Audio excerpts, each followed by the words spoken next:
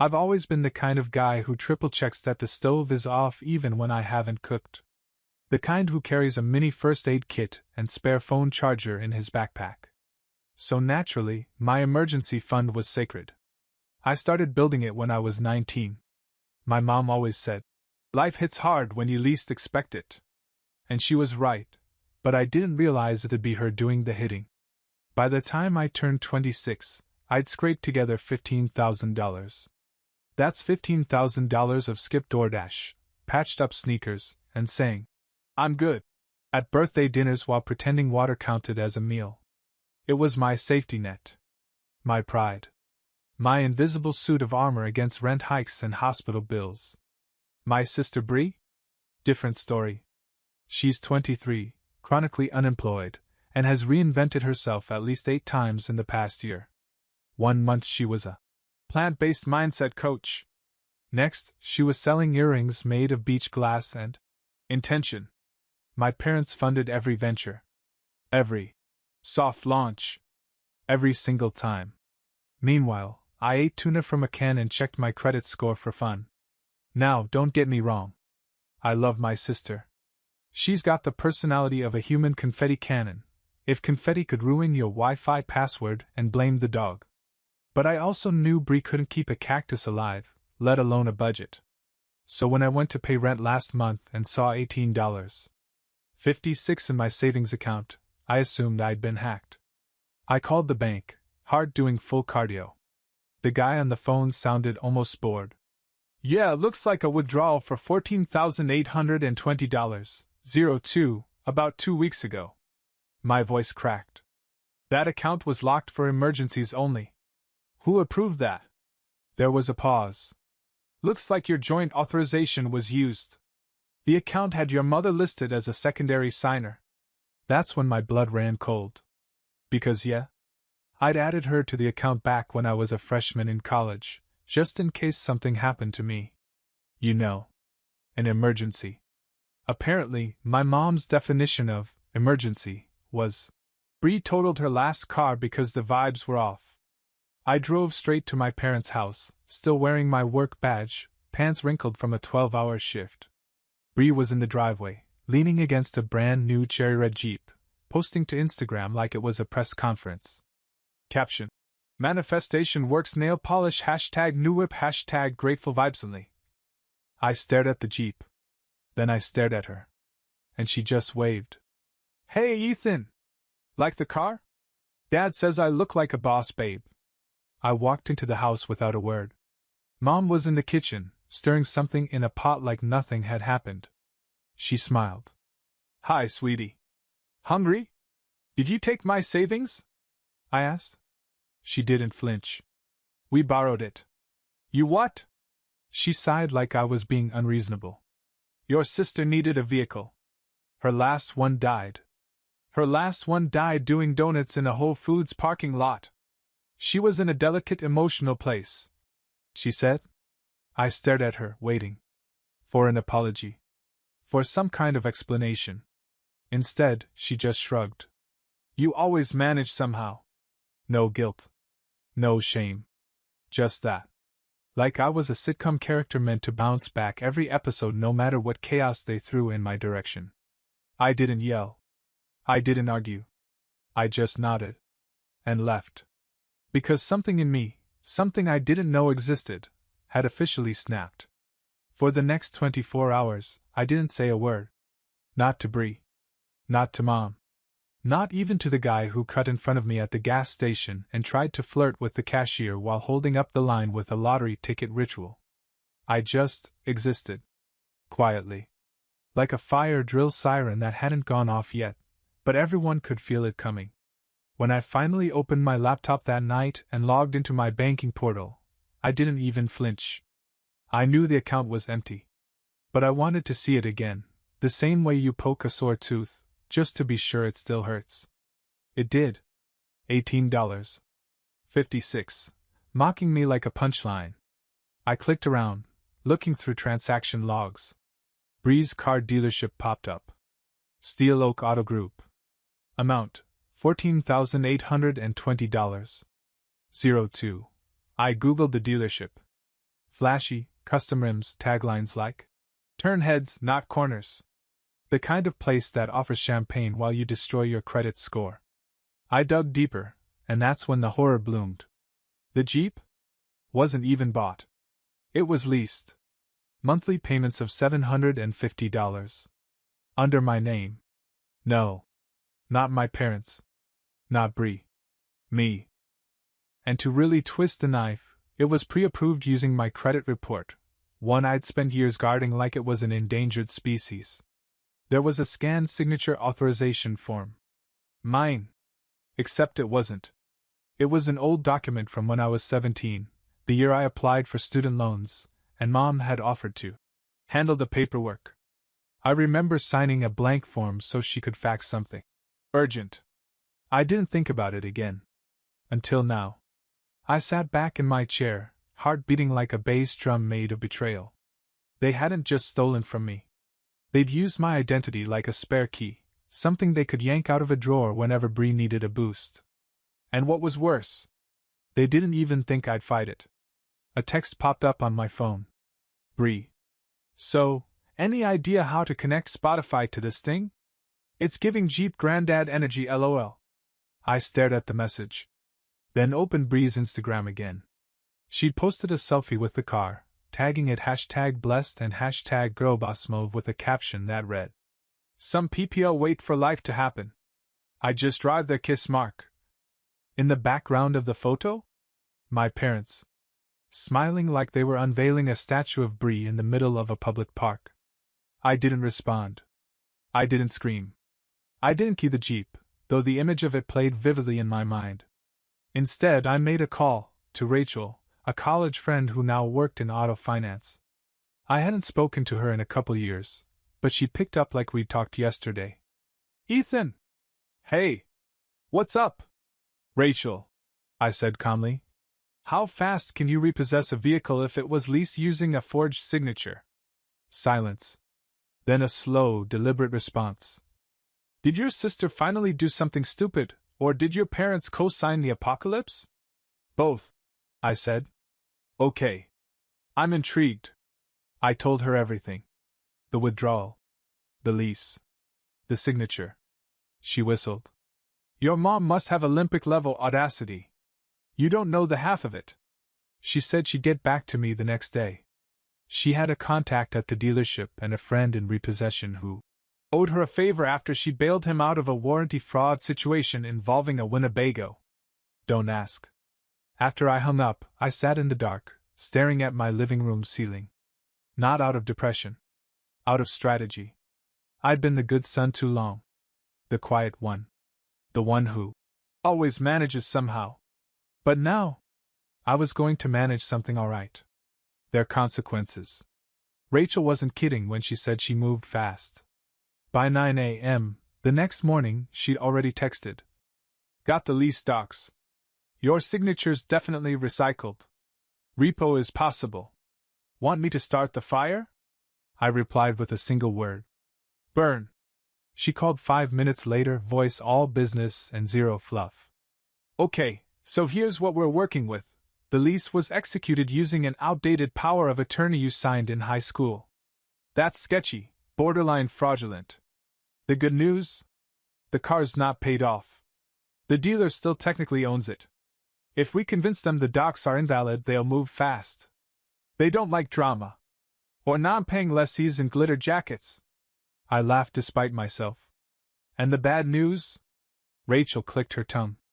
"You're gonna have to act like nothing's wrong for a few days. If they catch wind you're on the warpath, they'll stall. Delay payments. Play dumb. We want the repo to be a surprise." I leaned back in my chair, nodding slowly. "You want me to ghost my own family? I want you to Beyoncé your way through this. Smile in public. Build a secret empire. Drop the album when they least expect it." So that's exactly what I did. For 4 days, I said nothing. I answered texts with emojis. I even threw a heart reaction on Bree's latest selfie, a poorly lit photo captioned, "Jeepin' into my destiny like nail polish." Mom left me 2 voicemails. The first was suspiciously chipper. "Hey honey, just checking in. Hope you're not still upset. You know we didn't mean any harm. The second was a little more pointed. You need to stop acting like this is some betrayal. It was family money. And you weren't doing anything important with it. That line. You weren't doing anything important with it. That was when I realized, to them, my effort was invisible. My sacrifices didn't sparkle. My grind didn't have Instagram filters. Therefore, it didn't matter. Bree got the car. The support. The celebration. I got the silence, the shrug, and the magical label of, "You always manage somehow." That phrase looped in my head like a cursed ringtone. But I didn't answer. Not with words. Instead, I followed Rachel's instructions like gospel. She had me email the dealership a notarized affidavit contesting the lease authorization. We compiled documentation, timelines, screenshots. She even had me record a video of me physically writing my real signature, just to show how wildly different it was from the one on file. "This is straight-up forensic fraud docu-series stuff," she said. "Honestly? I'm having fun." I told her to get therapy, and she said, "This is therapy." Meanwhile, Bree kept living like nothing was wrong.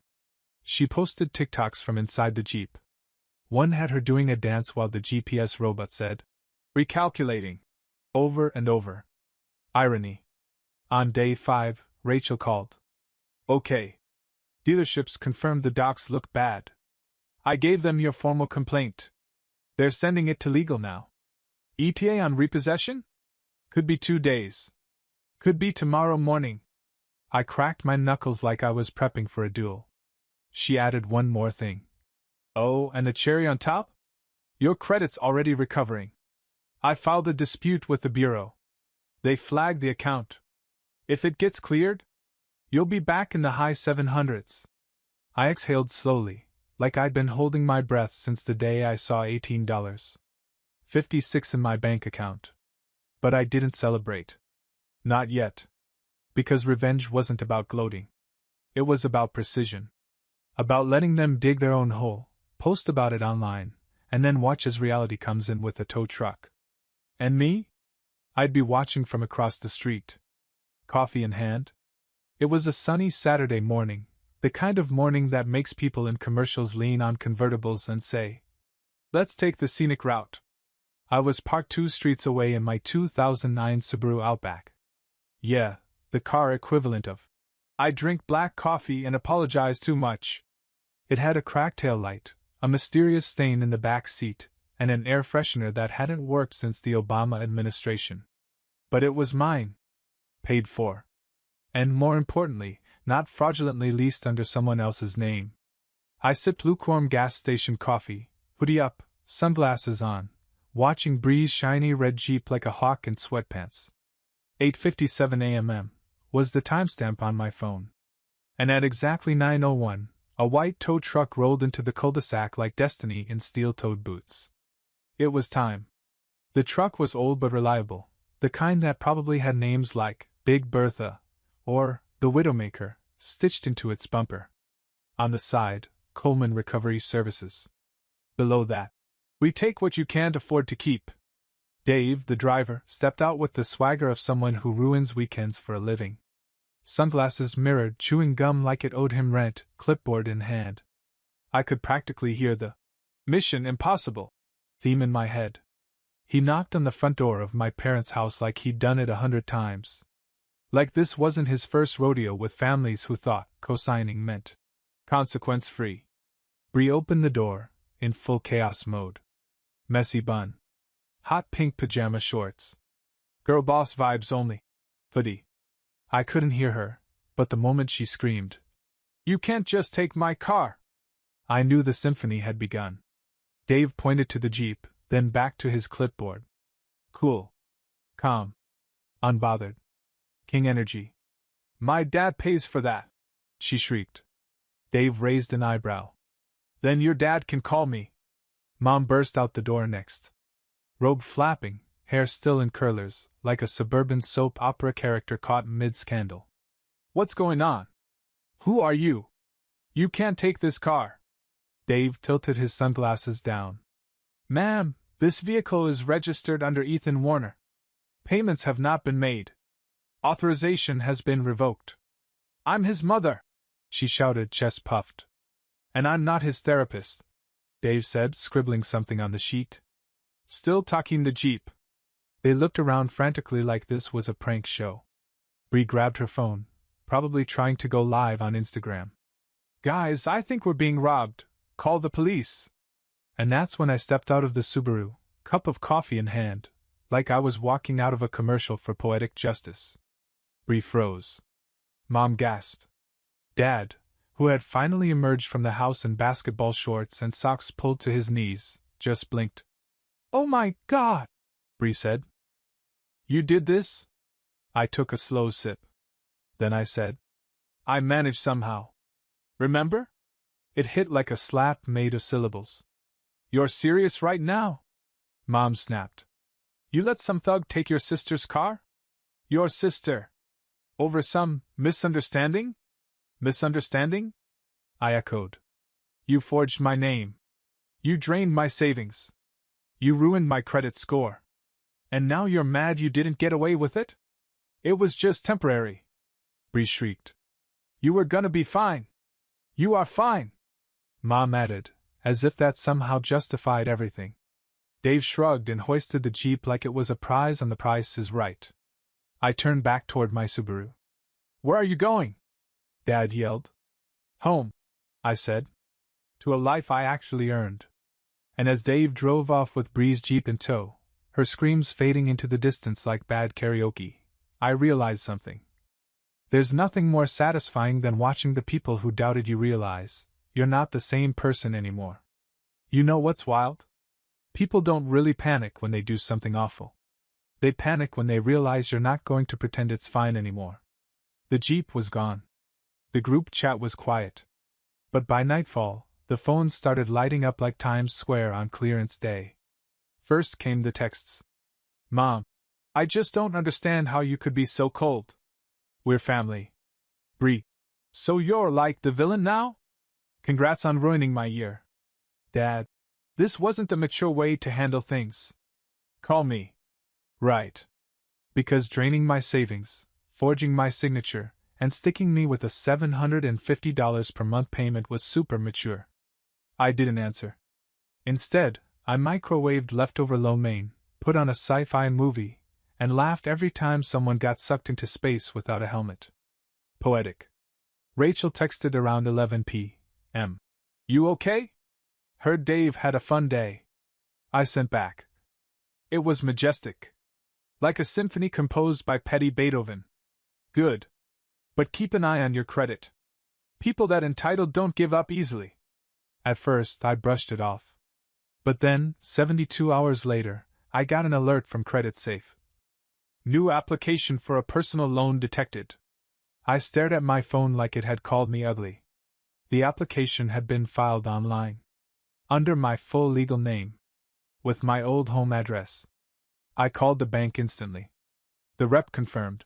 It looks like someone attempted to open a line of credit for $25,000. I asked for the IP address and filing location. Guess what? It came from my parents' zip code. They didn't just want a car. Now they wanted to restart the entire con. I froze for a solid 5 minutes.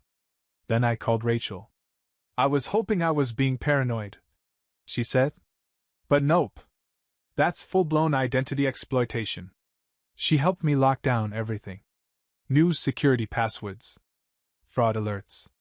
I even froze my credit completely, the financial version of locking every door in a burning building. Then I called my HR rep at work and told her what was going on, just in case they tried to escalate. I'm so sorry, she said. That's horrifying. I laughed. It's family. This is just the sequel. The next day, I drove by the house. The Jeep-shaped void in the driveway was still there.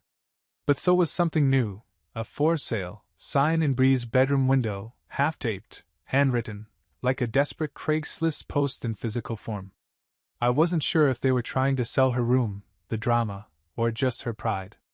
Later that evening, I got a voicemail from my dad. You're making a mistake, Ethan. This family has always helped each other when times were hard. Maybe we got off track, but you don't need to blow it up over one misunderstanding. You're not perfect either. There it was. The classic family gaslighting speedrun. Guilt. Revisionist history. False equivalency. Guilt again. I didn't respond. But I did write something down in my notes app. They're not sorry. They're just mad the con didn't work. I got a letter the next day.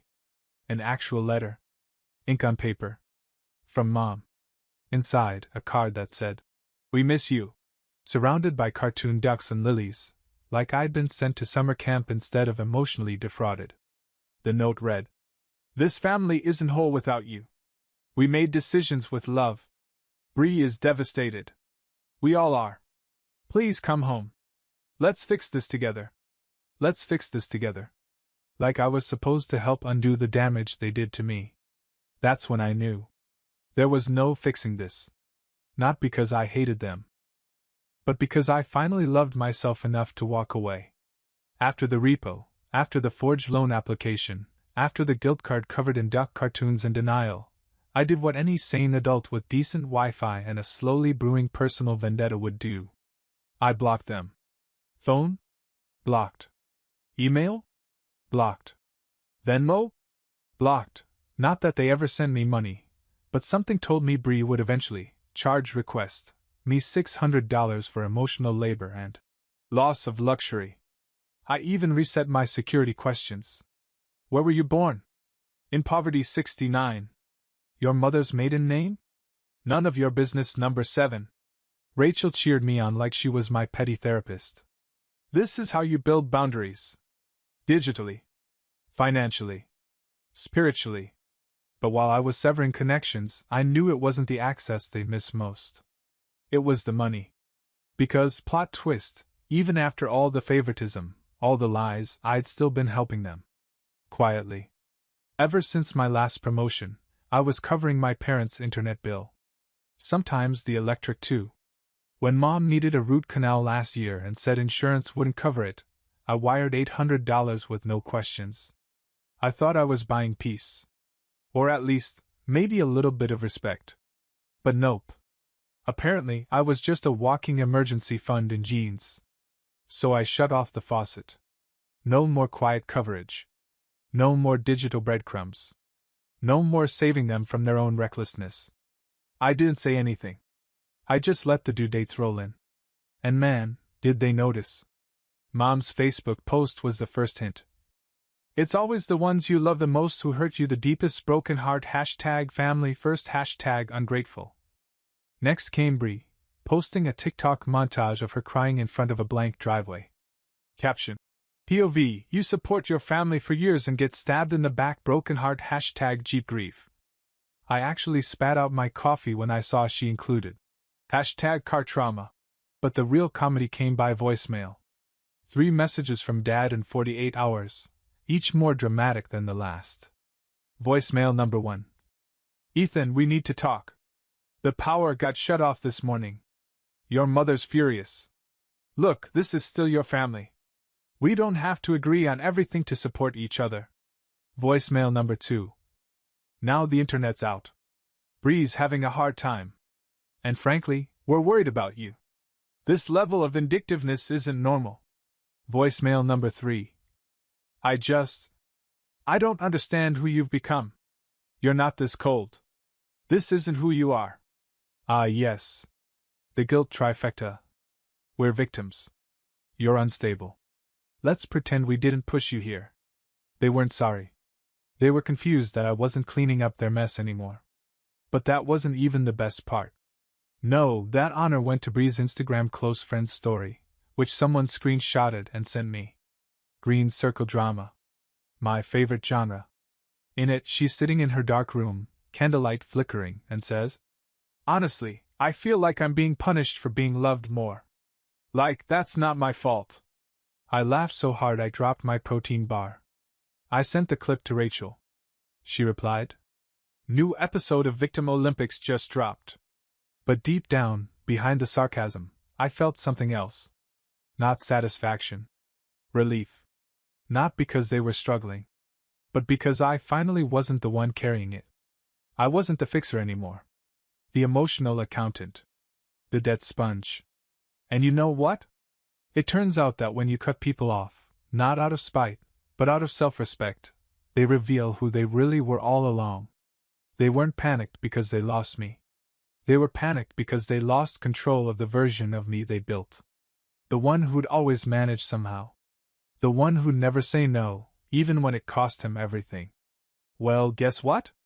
That guy's gone. And the new one? He's got better boundaries, and a fraud alert on his credit profile. It started with a group email. Subject line: "Let's reconnect. Family dinner this Sunday, Red Heart." The kind of subject line that smells like cheap candles, cold lasagna, and manufactured forgiveness. It was sent from Mom's Gmail. The message inside was classic passive-aggressive poetry. "We all need to move forward. This has gone on long enough. Bree is willing to apologize, and we'd love to sit down like adults and clear the air. You've always been the glue in this family, Ethan. Please don't abandon us now." Glue. That was rich, considering they spent years treating me like duct tape, something cheap to hold things together until it stopped sticking. I stared at the email for a solid 5 minutes before doing what any emotionally evolved adult would do. Nothing. I didn't reply. Didn't decline. Didn't even click. Maybe. I just let it rot in the inbox. But on Sunday, just for fun, I drove by their house around 6 p.m. Bree's Jeep was still gone, R.I.P. Girl Boss Mobile, but my parents' SUV was there. Inside I saw movement, the shadowy figures of people pretending everything was fine. A table was set. Probably Mom's weird pineapple casserole in the middle like a culinary olive branch. They were waiting. I didn't knock. I didn't go in. I didn't even slow down. I just drove around the block and back home to my quiet little apartment, where the lights were on, the bills were paid, and nobody expected me to forgive them for free. But the silence didn't last long. On Monday, I got a text from Bree. "So, you couldn't even show up? After everything? That's cold, Ethan." I ignored it. She followed up. "You're really gonna keep doing this? What's the endgame here? You want us to grovel?" Then she sent another text, and this one was almost impressive in its lack of self-awareness. "It's not fair that your revenge affects everyone. You're punishing all of us for one mistake. We're your family." That word again. Weaponized like a guilt grenade. What they didn't realize was this wasn't revenge. This was just me finally opting out. So I sent one single text. Not a paragraph. Not a rant. Just this. You made a choice. Now you live with it. 3 dots appeared for a second. Then vanished. Then nothing. The next night, Rachel called, cracking up. "You're not gonna believe this," she said. "Your sister called my repo guy. Dave?" "Yep." She wanted to know if she could buy the car back discreetly and if there was a sibling discount. I choked on my drink. "What did he say?" "He told her he only gives discounts to people who don't try to twerk next to their vehicles on TikTok while being $5,000 behind on payments." Icon. I thanked her again, not just for the help, but for giving me the one thing my family never could, a straight answer. She paused for a beat, then said, "You know, Ethan, you've handled this better than most." "Better than Bree?" I said. She cried on speakerphone while eating string cheese. "You win." Click. Later that week, my landlord told me my lease renewal was coming up, and without thinking, I said I wouldn't be re-signing. Because I'd made another decision. Not just to cut them off, but to move on. And not with anger, but with distance. Peace. Clarity. Sometimes the loudest thing you can say is absolutely nothing. A month later, I stood in my new apartment. It wasn't fancy, just a second-floor unit above a bakery that opened at 6 a.m. and made the whole hallway smell like cinnamon warfare. The walls were off-white, the sink dripped when you looked at it wrong, and the floor creaked like it held secrets. But it was mine. Signed under my name. Paid for with my money. Built from my work. No one else's. The move had been quiet. I didn't post about it. Didn't throw a housewarming. I didn't tell anyone except Rachel and my boss, who approved the relocation since I could work remotely. When I updated my address, I paused before removing the old one, my parents, from my bank, Amazon, everything. It was like deleting a saved game that used to mean something. But I did it. Delete. Delete. Delete.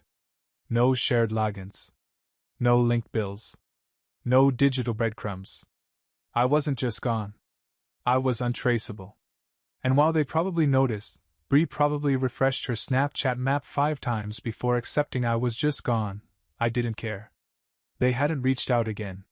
Not to apologize. Not to make it right. Only silence. At first, I thought that would hurt. But silence isn't always rejection. Sometimes it's relief in disguise. Sometimes it means they finally know they can't manipulate you anymore.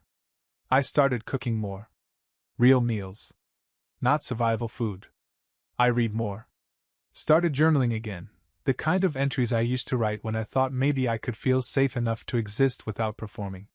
The emergency savings account? I started rebuilding it. Every time I transferred money in, I added a note. New car fund. Rainy day. Not for Bree. It made me laugh.